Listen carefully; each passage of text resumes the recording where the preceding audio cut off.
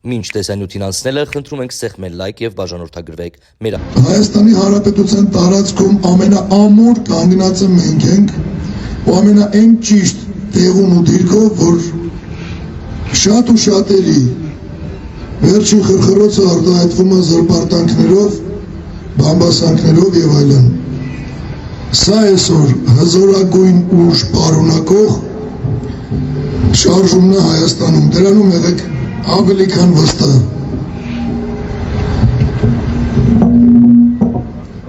Շարժումը բաղկացած էր ի սկզբանե 4 փուլերից, կհիշեք բոլորդ, հավաքագրում, հանդիպումներ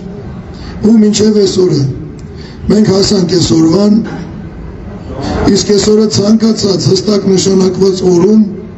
կարող ունենա իր հաղթական ավարտը։ Մինչև մանրամասնելը նախ կխնդրեմ բոլորիդ այս ընթացքում չախտոտել ազատության հրապարակը։ Ոչինչ մի նետեք գետնին, մի կեղտոտեք, աղբ մի նետեք ու ոնց եկել եք մաքուր, տենց բոլորս շարունակենք ստեղ մնալ։ Բացի դա էլ մինչև ամենակարևոր թեմային անցնելը այսօր Հայաստանի Հանրապետության ոստիկանության օրն է, ինչի առիթով Լույսի բանակի անունից շնորհավորում եմ մեր հայ ոստիկանին իր տոնի առիթով։ Մաղթում եմ բարի ծառայություն ու հուսանք, որ այս շարժման հաղթանակի շնորհիվ կգա օր, որ ոստիկանական համակարգը կլինի ել ավելի բարելավված ու պատրաստ քաղաքացու հետ երկխոսության։ Հիմա ինչ վերաբերվում է վերածննդի շարժմանը, շատերը հարցնում են, ենթադրենք հավաքվեցինք ձեր անհրաժեշտ քանակությամբ, ինչ ենք անելու։ Ես հիմա սա հրապարակավ հայտարարում եմ, մեծաքանակ մարդկանց ներկայությունը ազատության հրապարակում մեզ տալու է առաջին ու դեռ փոքրիկ հնարավորությունը Նիկոլին ֆիզիկապես խոչընդոտել, որպեսզի նա գնա աշխատանքի։ 1, 2 ու 3 օր չաշխատելուց հետո նա ուզի թե չուզի հաշվի անստելու այս շարժման հետ։ Հաշվի նստելուց մենք նրա հետ ունենք ընդհանրապես մի քննարկման թեմա, դա իշխանության անցնցում փոխանցումն է։ Ուրիշ ոչինչ նմանի հետ քննարկելու կամ վերլուծելու ոչ մեկս չունի։ Ինչ վերաբերվում է ժամանակավոր 6 ամսյա կառավարությանը, ինչպես թե հիմնական, թե ժամանակավոր, թե Լույսի բանակի որպես կազմակերպություն, թե դրանից առաջի անձնական մոտեցումը Հայաստանի Հանրապետության կարգավորման հարցին, բացառապես ու առաջնահերթ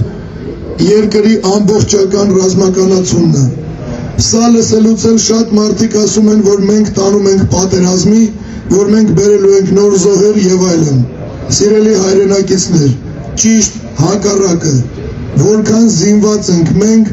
այնքան ապահով ենք մենք։ Այդ երբվանից է բանակի հզորացումը խոսում զոհերի մասին։ Բանակի հզորացումը միայն մի բանի երաշխիք է, որ բոլորս կարող ենք պահանջել այն, ինչի իրավական, պատմական ու բարոյական իրավունքը ունենք։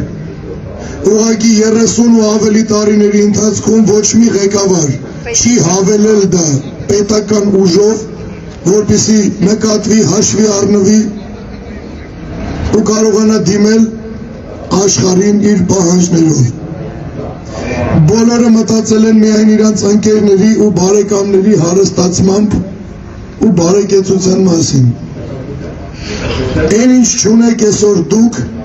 անհատապես, այն ինչ չունի մեր պետությունը պետականապես, այդ ամենը մեր լռության շնորհիվ նվիրաբերվել է 4 ղեկավարներին, որոնց անունները առանց տալու էլ գիտեք։ Այժմ մեր ծրագիրն է, որ առաջնահերթ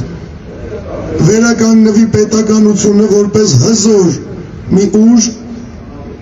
որը կարող է ոչ թե Ադրբեջանի նման հորինել ինչ-որ պատմություն ու ըստ դրա գնալ պահանջների, այլ իրապես ցանկացած առումով ու ցանկացած կողմից ունենալով իրավունք պահանջել թե տարածքներ, թե պատժամիջոցներ ու թե ամեն ինչ, ինչը կսարքի հայ մարդու կյանքը բարեկեցիկ, երջանիկ ու ապահով։ Մեր ժամանակավոր իշխանությունը առաջնահերթ աչքի առաջ ունի ընդամենը երկու կետ, երկու պարտականություն, որ յուրաքանչյուր հայի կյանք պետք է ճանաչվի որպես սրբություն։ Այսինքն քանակությունից ելնելով շատ եք լսել, որ մի երկու հոգի են, դա կարևոր չի, ոչ, յուրաքանչյուր անհատ, յուրաքանչյուր հայ, դա կարևորագույն ու բարձրագույն արժեք է,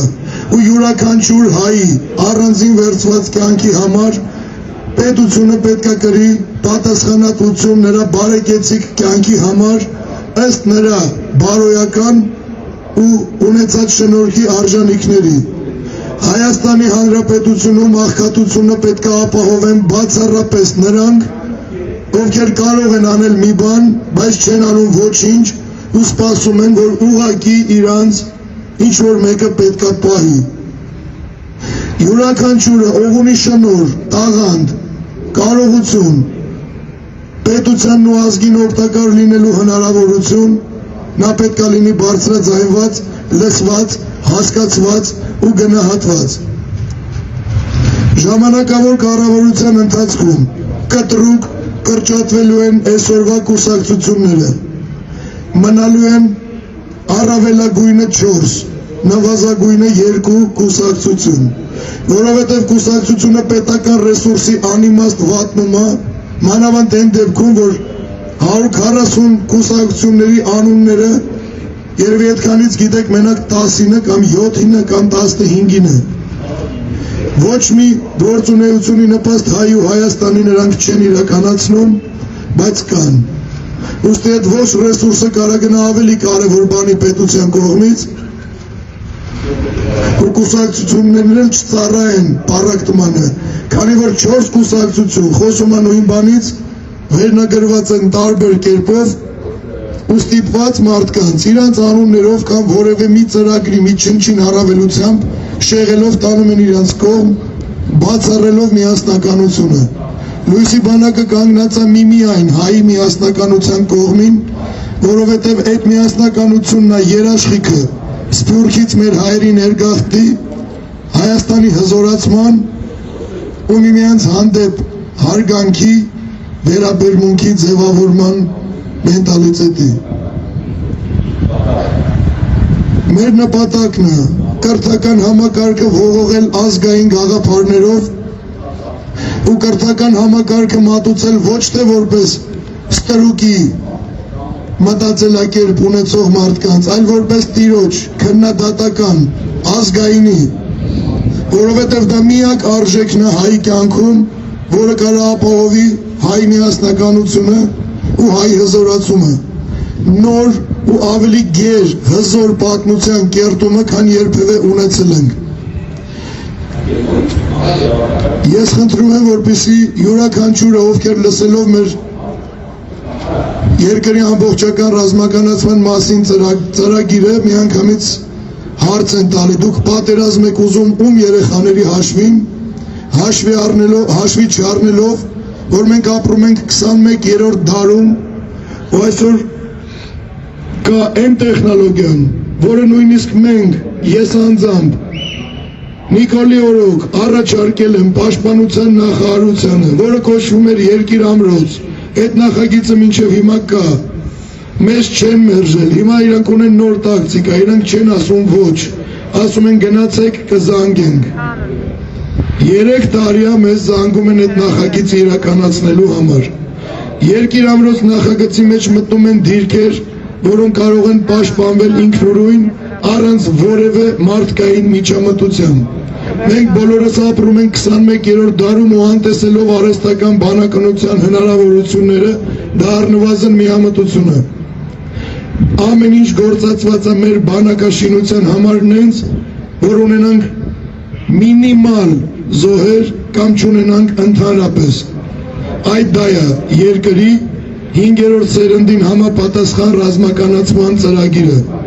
ոչ թե այս թվին բաժանել ավտոմատներ ու ասել դե գնացեք կռվեք, ոնց որ անում են հիմա սրանք։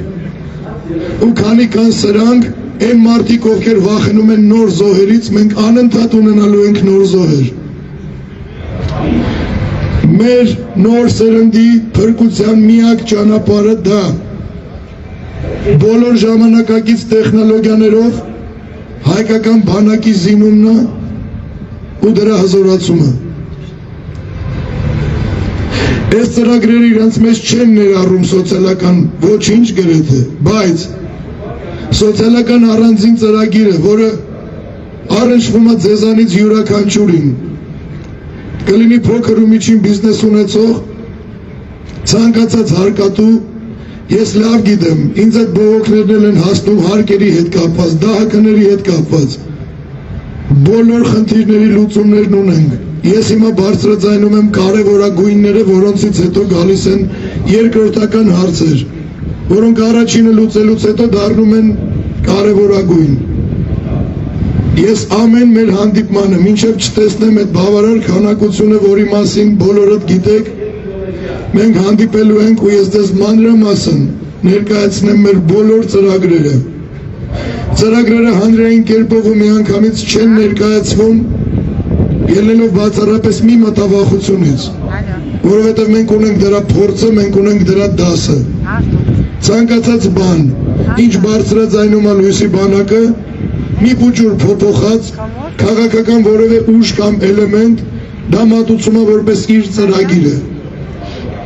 Բայց այդ ծրագիր ներկայացնողը պետք է ունենա դրա զգացողությունը, դրա միտքը ու դրա մեծ ցանկությունը, ոչ թե գնահատի միայն կարևորությունը վերցնելով ու սարքելով Իրանը սեփականաշնորհելով ու ներկայացնելով որպես իր քաղաքական ծրագիր ու ձեզ առաջարկի, որպեսզի նրան այդ ծրագրով ընտրեք ընտրություններում, որով Նիկոլին լեգիտիմացնելու եք։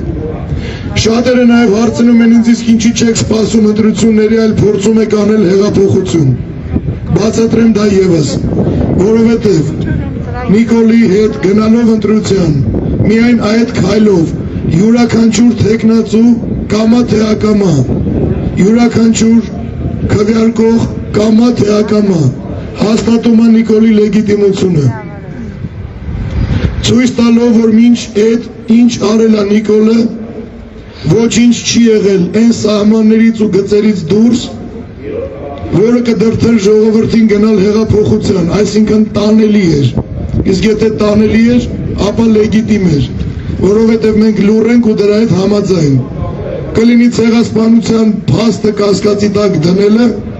կլինի Արցախը Ադրբեջանի կազմում ճանաչելը, թե կլինի պայմանագիրը խաղաղության իբր, որով Նիկոլը իր հերթին լեգիտիմացնում է Ալիևի ահաբեկչական հարձակումները Հայաստանի սուվերեն տարածքի վրա։ Այսինքն, եթե Ալիևը հարձակվել է մեր վրա ու դա համարվում է ահաբեկչություն կամ ապօրինություն, ապա ինչ խաղաղության պայմանագրի մասին կարա խոսք գնա, եթե մենք ունենք դրա դիմաց պահանջներ ու շատ մեծ ու շատ հիմնավոր։ Եթե մենք գնում ենք նրա հետ խաղաղության պայմանագիր կնքելու, ապա մենք համաձայն ենք ամեն ինչի հետ, ինչ արել է Ալիևը։ Ուստի յուրաքանչյուր թեկնածու, ով մեզանից գողացած, թե նույնիսկ իր մտքից եկած ծրագրերով կփորձի ձեզ համոզել, որ մեզ ընտրեք ու ամեն ինչ լավ կլինի, մի հավատացեք, դուք այդ քայլով, ընտրության գնալով, լեգիտիմացնելու եք Նիկոլի իշխանությունը, Նիկոլի ստորագրությունները, Նիկոլի պայմանագրերն ու հռչակագրերը, ինչով էլ իր հերթին լեգիտիմացնելու եք Ալիևի հարձակումները Հայաստանի սուվերեն տարածքի վրա։ Այդ դա է պատճառը, որ ես ընտրել եմ այս ճանապարհը։ Շատերը ինձ ասում են, որ ես հիմա ստեղ աթոռա կռիվ եմ անում։ Հավատացնում եմ բոլորիդ, վստահեցնում եմ, մեկ անգամ չի ու մի թևից չի, որ ես ստացել եմ պաշտոն ունենալու առաջարկներ։ Եթե ինձ միայն դա պետք լիներ, ես այսօր ստեղ կանգնելու փոխարեն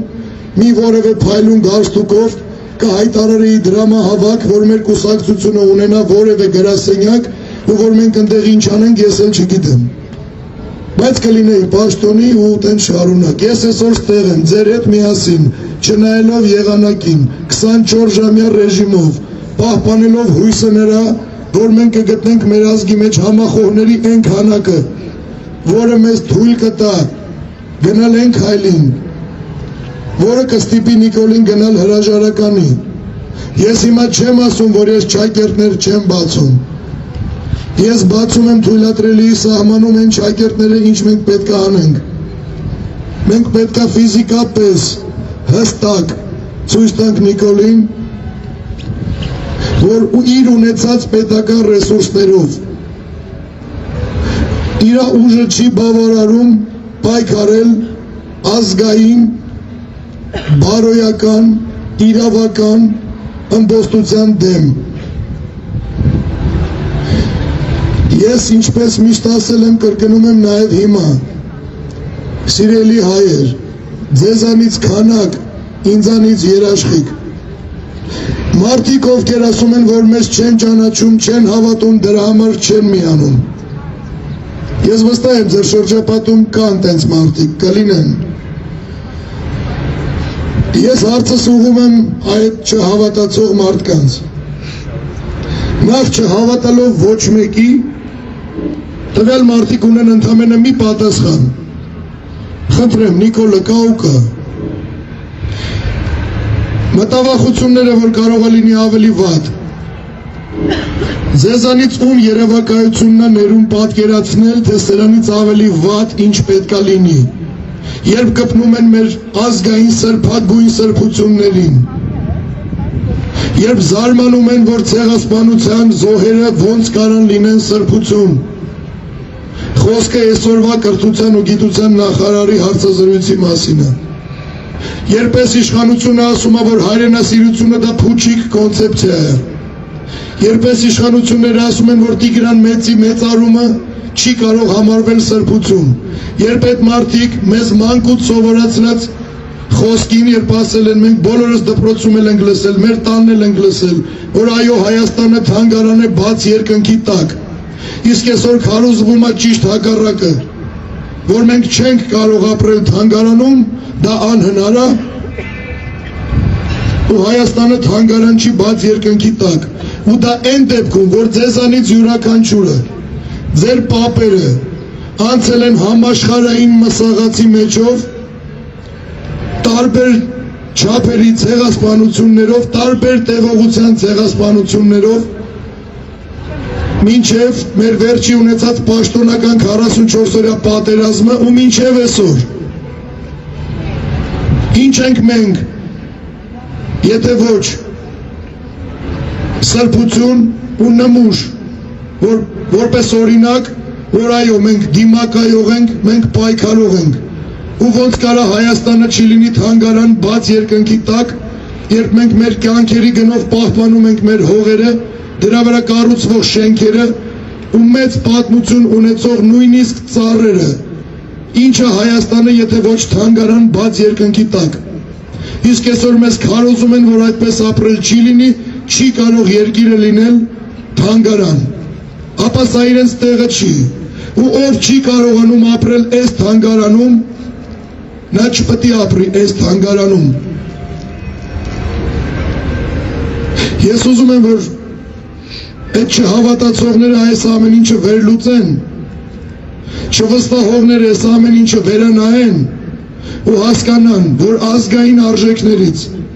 ազգային սրբություններին կպնելուց ավել, ուղղակի եթե նույնիսկ ինչ-որ մեկը մտադիր լինի, ուղղակի հնարավոր չի ավելի վատ դրության մեջ դնել ազգին ու պետությանը, եթե նույնիսկ նման միտում ունեցող փորձում է փոխարինել Նիկոլին։ Այսինքն մենք ամենահատակում ենք,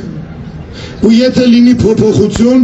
չի կարող լինել դեպի ավելի վատը, որտեղ վատագույն կարգավիճակում ենք մենք։ Եթե լինի փոփոխություն, ապա լինելու է միայն դեպի լավը։ Եթե չլինի ոչ մի փոփոխություն, միևնույն է այսօր ունենք այն ինչ ունենք, իսկ չփորձել բարելավել, հիմնվելով չհավատալու վրա։ Ինչ է դա, եթե ոչ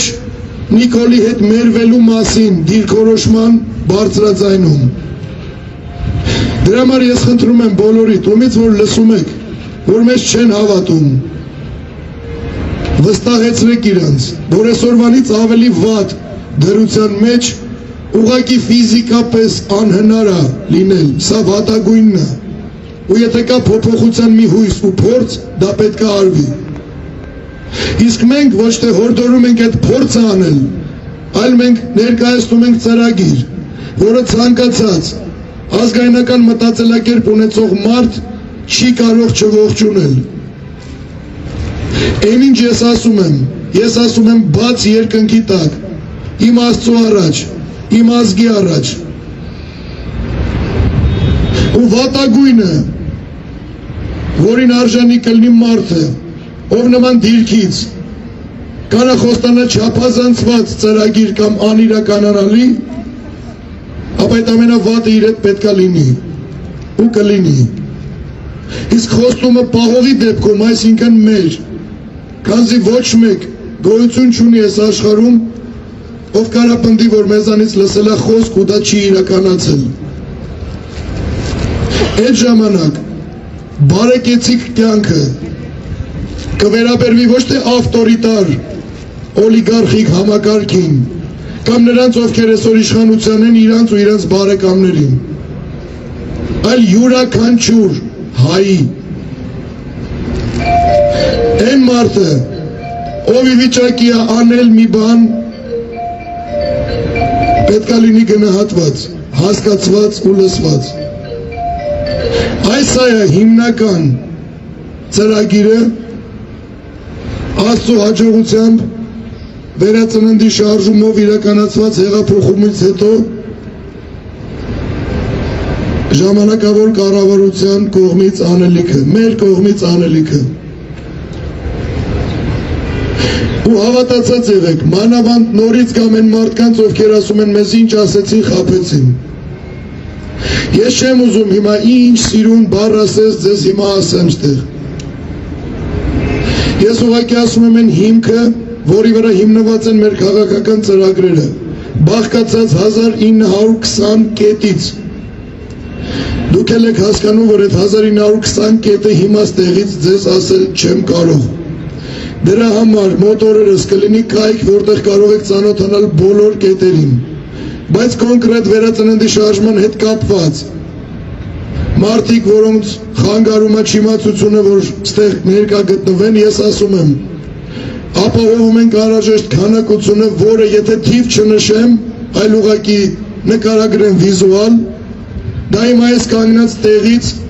թե աջ, թե ձախ նայելուց, ես կտեսնեմ մարդկանց հոծ բազմություն։ Այդ վարկանից սկսած ես ձեզ հանրային կերպով երաշխավորում եմ, որ կսկսվի Նիկոլի հրաժարականի պրոցեսը ու նախկին իշխանությունների վերադարձի բացառումը։ Ու նորից գամ նույն բառին, ձեզանից քանակ, ինձանից երաշխիք։